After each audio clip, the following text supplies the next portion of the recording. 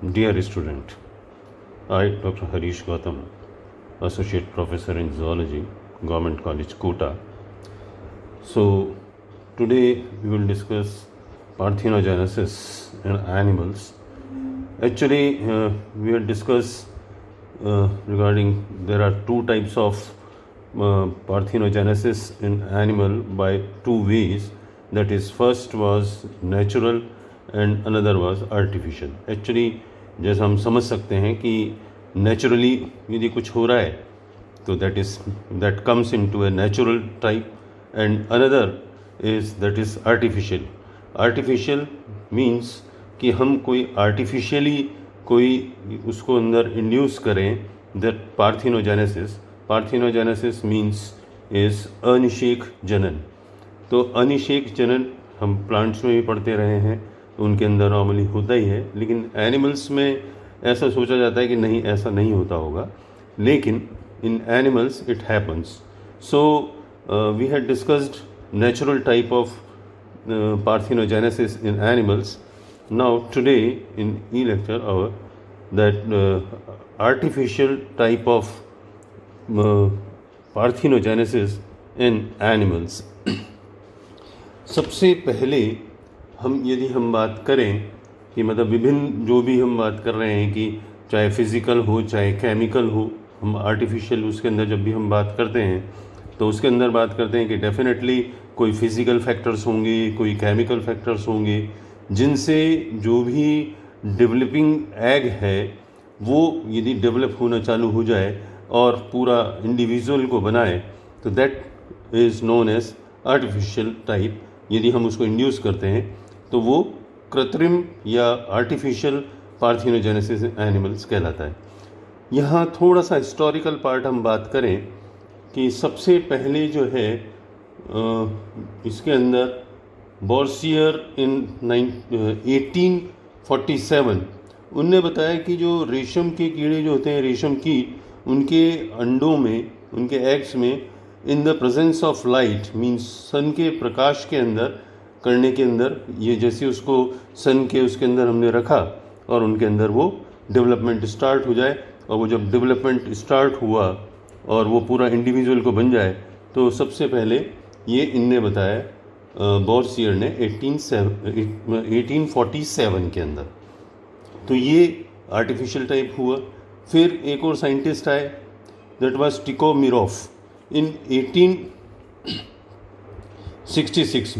उनने पाया कि जो भी अनफर्टिलाइज्ड एग हैं उनको आपस में यदि हम रगड़ें, अब आप यहाँ समझ पा रहे होंगे कि दिस इज़ आर्टिफिशियल मीन्स हम यदि उनको रगड़ रहे हैं तो उनके अंदर, और फिर उसके बाद सल्फ्यूरिक एसिड के अंदर रखा जाए तो कुछ टाइम के लिए सल्फ्यूरिक एसिड में रखा जाए तो सल्फ्यूरिक एसिड में रखने के बाद उनके अंदर डेवलपमेंट स्टार्ट हो जाए तो वो आर्टिफिशियल हुआ. मतलब ये जो इनने बताया 1866 में जो है टिकोमिरोफ ने बताया.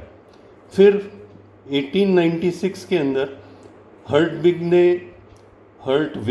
जैसे दिख रहे हैं एक्चुअली, ये इनने 1896 में पाया कि सी अर्चिन के एग को कंसंट्रेटेड यदि सॉल्ट वाला यदि कोई भी सॉल्यूशन है और उससे यदि उसको ट्रीट किया जाए तो आफ्टर ट्रीटमेंट उनके अंदर डेवलपमेंट स्टार्ट हो जाता है. फिर नेक्स्ट जो थे that is Loeb, LOEB, Loeb in 1900 में उनने बताया कि सी अर्चिन के एग्स को जब हाइपरटोनिक सॉल्यूशन के साथ ट्रीट किया जाए, एक तो पहले यहाँ समझ जाएं आप कि what is hypertonic, hypotonic, isotonic. ये आपको बहुत अच्छे से मालूम होगा कि हाइपर यानी कंसंट्रेट जो है ज़्यादा हो, उसके अंदर जो ऑलरेडी प्रेजेंस है जो भी सॉल्यूशन है उससे वो ज़्यादा हो तो दैट इज़ हाइपरटोनिक. उस पर्टिकुलर जो भी हमने एक सेल यहाँ इस बात को समझें कि जैसे ये एक पूरा सॉल्यूशन यदि हम लें इस तरीके से और उसके अंदर यदि कोई चीज़ को हमने रखा एग को, इसके अंदर भी तो कोई सॉल्यूशन है और ये बाहर कोई सॉल्यूशन है. यदि ये इसका कंसंट्रेशन इससे ज़्यादा है तो ये इसके लिए ये हाइपोटोनिक हुआ. यदि बाहर का ज़्यादा है और इसका कम है तो ये यहाँ पर उसके लिए हाइपोटोनिक हुआ, मतलब यहाँ पर इसके कंसंट्रेशन में, और दोनों का बराबर कंसंट्रेशन है तो आइसोटोनिक सॉल्यूशन कहलाता है। तो जो हम यहाँ बात कर रहे हैं कि हाइपरटोनिक सॉल्यूशन के साथ यदि ट्रीट किया जाता है तो उनके अंदर डेवलपमेंट स्टार्ट हो जाता है। तो यहाँ पर इन तीनों साइंटिस्ट या चारों साइंटिस्ट से हम समझ में आ गए कि किसी भी चीज़ से यदि हम ट्रीट करें तो उनके अंदर डेवलपमेंट स्टार्ट हो जाए तो वो artificial type of parthenogenesis in animals कहलाएगा। तो अब यहाँ पर हम जो बात कर रहे हैं कि अब इनको हमने दो फैक्टर्स में हमने अलग अलग बात करी, दैट वाज कि फिज़िकल फैक्टर जो आप समझ सकते हैं, फिज़िकल जैसे भी है टेम्परेचर है, या यदि टेम्परेचर यदि बहुत कम कर दिया जाए या बहुत ज़्यादा कर दिया जाए, अल्ट्रा वायलेंस रेज हैं, या मतलब ऑस्मोटिक प्रेशर है, या निडल से उसको चुभाया जाए, मतलब इस तरीके से कोई भी तरीका जो है फिज़िकल फैक्टर जो कहला रहा है, तो उनके अंदर जैसे इसका एग्जांपल यदि हम समझें तो सी अर्चिन के एग को यदि टेम्परेचर के साथ ट्रीट किया जाए, यदि बहुत ज़्यादा कम टेम्परेचर या अल्ट्रा वायलेट रेज के साथ या उनके साथ किया जाता है तो उनके अंदर हो जाता है। ऐसे ही सिल्क वॉर्म के अंडों में जब टेम्परेचर से इसको ट्रीट किया जाता है तो भी जो डेवलपमेंट के अंदर लार्वा अवस्था प्राप्त हो जाती है। ऐसे फ्रॉग के अंदर भी हम बात करें, मेंढक के अंडों को भी यदि नुकीली सुई द्वारा यदि उसको चुभोया जाता है तो उसके अंदर कॉर्टिकल क्रिया प्रारंभ हो जाती है। और वो अब नेक्स्ट जो हम बात कर रहे हैं, दैट फिजिकल हमारे समझ में आ गए, अब है that is chemical agents. Chemical जो भी फैक्टर्स हैं या एजेंट्स हैं उनके अंदर सारे के सारे जो भी हैं आइसोटोनिक, हाइपरटोनिक या हाइपर या हाइपो, तो वो इस तरह के सॉल्यूशंस हों या CO2 हो या एसिड या बेस हों या नॉर्मल वो हों या कैल्शियम आयन हो, एंजाइम्स हों, एंजाइम जैसे हाइलोरोडिनेज जो है वो यदि उससे किया जाए ट्रीट, या एल्कलॉइड्स हैं, इस तरीके से इनसे यदि ट्रीट किया जाता है तो उनके अंदर ये डेवलपमेंट स्टार्ट हो जाता है। तो यहाँ पर जो हम बात करने वाले थे कि इनके अंदर इससे जैसे डेवलपमेंट स्टार्ट होगा तो इसमें ब्लास्टुला, गैस्ट्रुला और लार्वा स्टेज तक ये पहुँच जाते हैं तो उनके अंदर डेवलपमेंट हो जाता है। तो यहाँ यदि हम इनको एग्जाम्पल से समझें तो एडल्ट के अंदर, यहाँ से अभी और इसको समझने की कोशिश करते हैं, ये समझ में आ गया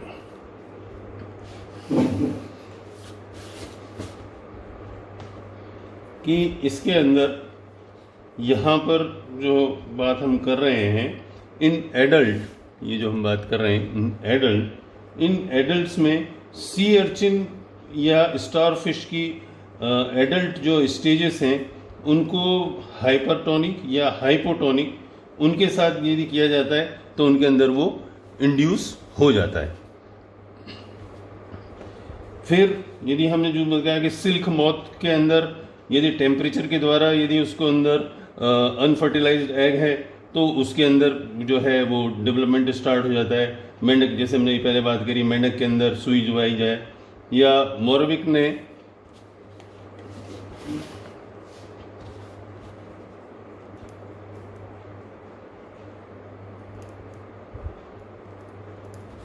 (1960) में, बहुत ज़्यादा समय नहीं हुआ, उसने बताया कि मतलब ये 40-50 साल पहले कि मेंढक के जो फ्रॉग के जो अनफर्टिलाइज्ड एग हैं उनके अंदर ब्लड की प्रेजेंस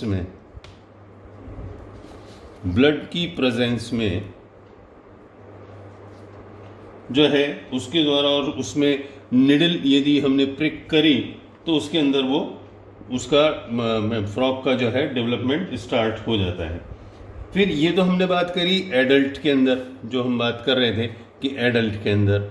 फिर हम बात करें कि लार्वल स्टेजेस जो हैं, यदि चूहों के अंडों को, तो यदि हम बात करें चूहों के अंदर 45 डिग्री सेंटीग्रेड पर यदि उसको ट्रीट किया जाता है या हिंदी में बोलें उसको उपचारित किया जाए तो वो इसके अंदर 4 सेल स्टेज, यानी ये जैसे जाइगोट है तो उसके अंदर 4 सेल स्टेज आ जाती है, ये उसके अंदर पाया गया। यहाँ पर ये इनने मतलब बताया कि चूहों के अंदर भी होता है। ऐसे हैमस्टर के एग के अंदर यदि कैल्शियम आयन 2 वैलेंसी होती है ना भाई, कैल्शियम की 2 वैलेंस की यदि उसके अंदर यदि ट्रीट किया जाए, वही सुई द्वारा चुभाया जाए, तो उसके अंदर ब्लास्टोसिस्ट अवस्था तक हो जाता है। पहले आपको वापस से थोड़ा सा ब्रीफ कर दूं कि जैसे ही जाइगोट होता है, जाइगोट से पहले मोरूला बनेगा। मैं बस सिर्फ फर्स्ट अल्फ़ाबेट से कर रहा हूँ, दैट इज़ मोरूला, जो बीडेड लाइक बनता है। फिर जो बनता है ब्लास्टुला, ब्लास्टुला के अंदर ब्लास्टोसील का फॉर्मेशन होता है। फिर नेक्स्ट जो है that is gastrula stage, gastrula के अंदर तीनों जर्म लेयर जो है फॉर्मेशन स्टार्ट हो जाता है। तो यहाँ तक हमने इस तरीके से हमने जो बात करी कि ये आर्टिफिशियल टाइप की जो अंदर हमने जो बात करी कि एडल्ट या लार्वा के उनके अंदर किस आगे तक ये पहुँच जाता है। अब ये बात आती है कि ये अपन ने सारी बात करी कि इसकी सिग्निफिकेंस क्या है, क्योंकि हम कोई भी चीज़ पढ़ रहे हैं तो उसकी सिग्निफिकेंस क्या है। तो सिग्निफिकेंस ऑफ पार्थिनोजेनेसिस यहाँ पर जो हम बात करें कि पहला तो बहुत अच्छे से वैसे ही समझ में आता है कि इट इज़, यदि बात करें, it is simple means of reproduction. मतलब जनरल जो भी है कि उसमें जो भी हम लैंगिक उसकी बात कर रहे हैं, सेक्सुअल टाइप ऑफ रिप्रोडक्शन की बात कर रहे हैं, तो उसके अंदर तो पहले मियोसिस होगा। मियोसिस होने के बाद उसके अंदर जैसे ये 2n था, और फिर उसके बाद जो हम बात कर रहे हैं 4 जो बनेंगी वो n बनी, और ऐसे ही उसके अंदर स्पर्म जो यानी ओवा यदि बना और यहाँ से जो है स्पर्म बना, दोनों n होंगे, फिर ये दोनों आपस में फ्यूज़ करेंगे और वापस से 2n बनाएगा। तो ये सारा का सारा जिसके अंदर मियोसिस होगा और फिर उसके अंदर मियोसिस सेकंड होगा और उसके बाद इस तरीके से होगा। तो यहाँ पर इन आर्टिफिशियल टाइप के अंदर हुआ क्या कि इट इज़ सिंपल मीन्स कि बस वो जो इनिशियल जो सेल थी वही आगे चल के पूरा एक इंडिविजुअल को वो बना देगा। इसके अलावा इसके अंदर जो भी नेक्स्ट जो हम बात कर रहे हैं that is it is useful and harmful, दोनों ही बातें हो सकती हैं कि इनके अंदर यूज़फुल और हार्मफुल की जो इसको मीनिंग को आप समझें। तो यूज़फुल तो हम ये बात करें कि जो भी यदि अच्छे कैरेक्टर्स हैं वही कैरेक्टर्स उसके अंदर रीस्टोर करेंगे और वो आगे कंटिन्यू चलते चले जाएंगे। लेकिन यदि कोई हार्मफुल है तो वो भी नेक्स्ट जनरेशन के अंदर जाएंगे। तो उनके अंदर कोई भी वो इनहेरिटेंस जो नेक्स्ट जो हम बात कर रहे हैं इनहेरिटेंस, जो भी उनके अंदर वो नए characters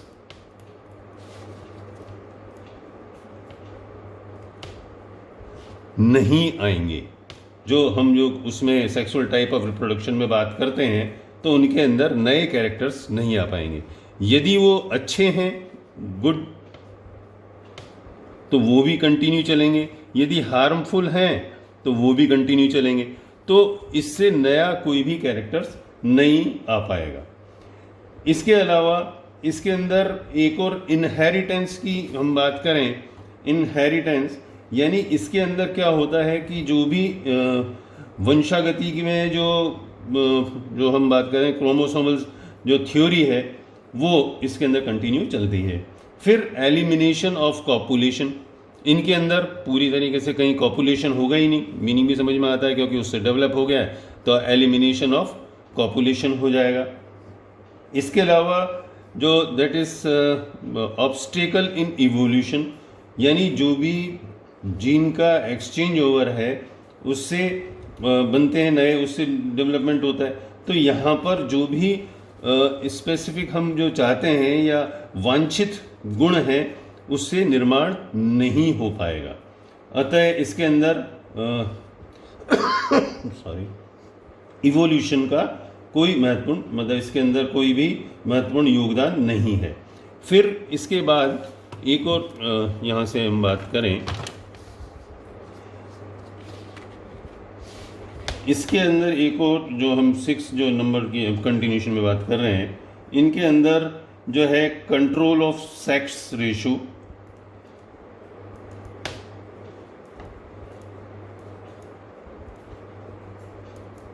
control of sex ratio means जैसे हनी बी में मेल और फीमेल का अनुपात जो है, या जो इन दोनों का जो रेशो है वो फिक्स्ड बना रहेगा। मतलब जो भी मेल एंड फीमेल इनका जो रेशो है वो कंटिन्यू बना रहेगा। तो ये इसके अंदर सिग्निफिकेंस है। इसके अलावा जो हम बात कर रहे हैं, इनके अंदर रैपिड ब्रीडिंग होगी, क्योंकि उसके अंदर कोई भी मियोसिस और वो सब कुछ हुआ ही नहीं, 2n बना ही नहीं है, फिर उसका जाइगोट का बनना वो सब कुछ हुआ ही नहीं। जो भी है इससे कंटिन्यू रैपिड जो है ब्रीडिंग होगी। यानी जैसे इसका एग्जांपल है एफिड्स। एफिड्स के अंदर जो है ये एफिड्स बेस्ट एग्जांपल है उसके लिए समझने के लिए पार्थिनोजेनेसिस का। फिर रिलेशन टू हाइब्रिडाइजेशन,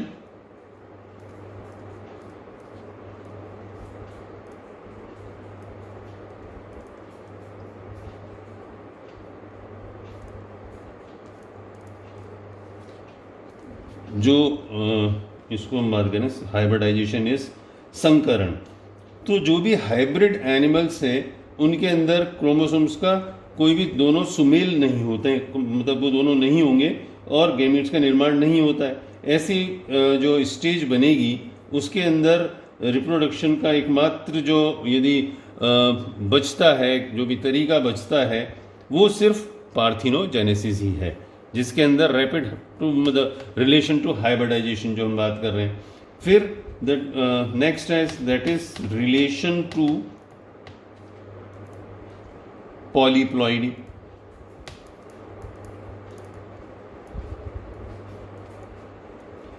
इसके अंदर जो भी बहुत सारे जो नंबर ऑफ क्रोमोसोम्स होते हैं, ऐसे एनिमल्स के अंदर गैमीट्स का फॉर्मेशन संभव नहीं है, उनके अंदर बहुत सारा नंबर है।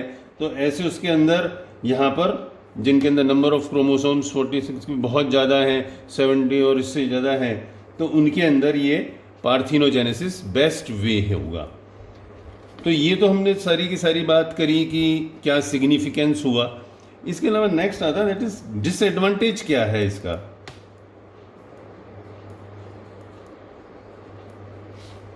ऑफ पार्थिनोजेनेसिस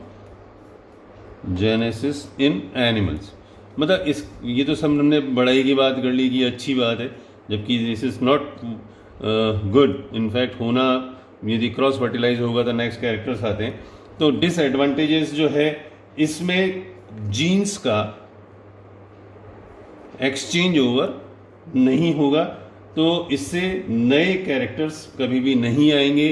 इवोल्यूशन की जो हम बात करते हैं कि हम जिस तरीके से इवॉल्व हुए हैं वो इवॉल्व आगे नहीं होंगे, इवोल्यूशन वाला जो प्रोसेस है वो नहीं होगा। तो यहाँ बात आ गई, क्योंकि जीन्स का एक्सचेंज जो नहीं हुआ,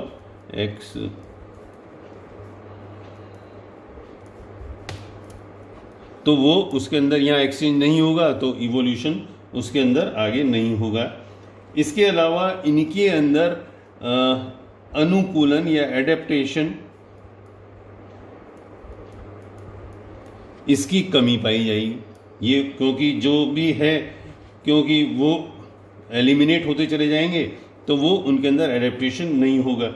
तो इसके बाद ultimately they goes for sexual type of reproduction. तो जो भी साइक्लिक पार्थिनोजेनेसिस है वो इसके अंदर, कईयों के अंदर जो अल्टरेशन ऑफ साइक्लिक जो है वो चलेगा, कि जिसके अंदर पहले ए सेक्सुअल या जिसको हमने कहा है पार्थिनोजेनेसिस, फिर इसके बाद सेक्सुअल यानी जिसके अंदर क्रॉस फर्टिलाइज होगा। तो वो इस तरीके से ये साइकिल की फॉर्म के अंदर चलता रहेगा कि पहले यहाँ पर ए सेक्सुअल हुआ, फिर सेक्सुअल हुआ, फिर ए सेक्सुअल हुआ। तो एक वो साइक्लिक फॉर्म के अंदर चलता चला जाएगा। तो this is disadvantages of parthenogenesis and this is all about जो हमने बात कर रहे थे पार्थेनोजेनेसिस की इन एनिमल्स। अब हम नेक्स्ट क्लासेस में, अब इससे नेक्स्ट यूनिट चालू हो जाएगी जिसके अंदर कैसे विविपैरिटी जराइव्स था, यानी किस तरह जो मेल एनिमल्स हैं वही उसको आगे बनाए, तो इसका किस तरीके से इवोल्यूशन ऑफ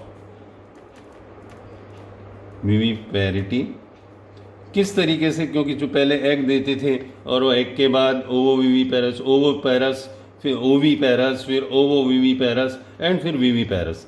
यहाँ इसको बेसिक बात समझ जाए, जो अपने ही समान एग को दें, एग टू एग, वो ओवीपैरस। फिर नेक्स्ट है ओवोविविपैरस, ओवीपैरस, फिर ओवोविविपैरस और फिर विविपैरस।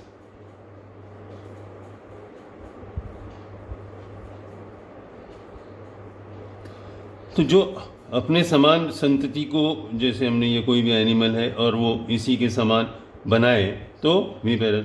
फिर इसके अंदर जो हम कंगारू के अंदर बात करते हैं ओविविपैरस, उसके अंदर ही रहता है, पहले ओवा है फिर वहीं डेवलपमेंट होगा, वो ओविविपैरस है।